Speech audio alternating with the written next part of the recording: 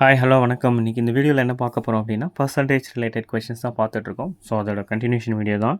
So என்ன question கொடுத்துருக்காங்க, அதை எப்படி சால்வ் பண்ணலான்னு பார்க்கலாம். Reduction of 25% in a price of tea, 25% in a price of tea enables a person to buy 5 kgs more for rupees 120. Find its original price of a tea per kg.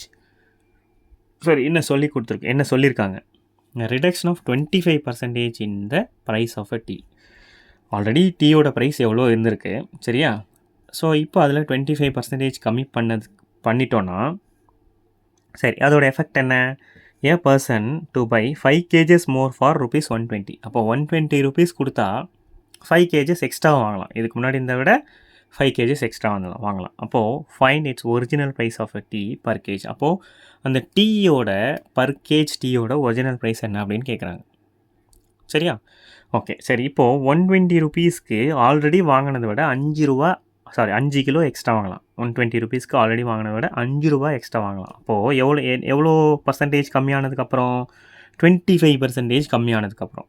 சரி, அப்போது நான் என்ன பண்ணுறேன், இந்த 25% of 120 rupeesல 25% எவ்வளோன்னு S 120 rupeesல 25% எவ்வளோன்னு கண்டுபிடிச்சிக்கிறேன்.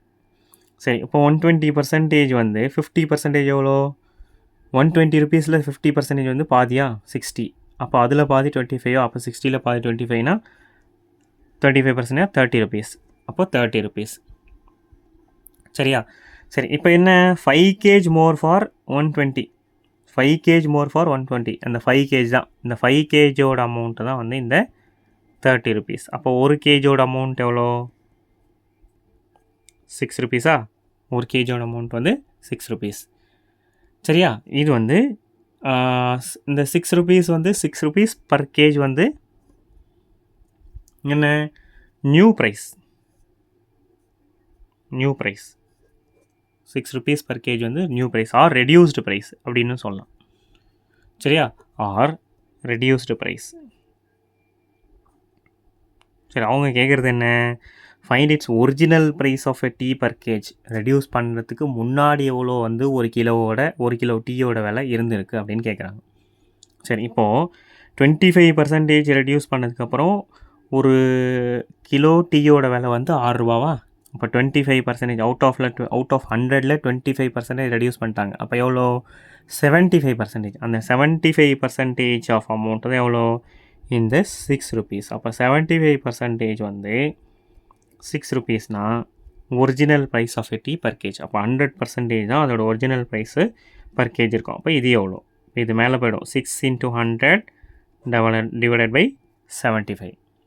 இப்போ 25 டேபிளில் இது 3 டைம்ஸு, இது 4 டைம்ஸ், இது வந்து 2 டைம்ஸ் போச்சுன்னா அப்போது 8 rupees பர் கேஜ். இதுக்கு முன்னாடி இனிஷியலாக வந்து 8 ரூபா ஒரு கிலோ இருந்தது. 25% அந்த ப்ரைஸ் ரெடியூஸ் பண்ணிட்டாங்க.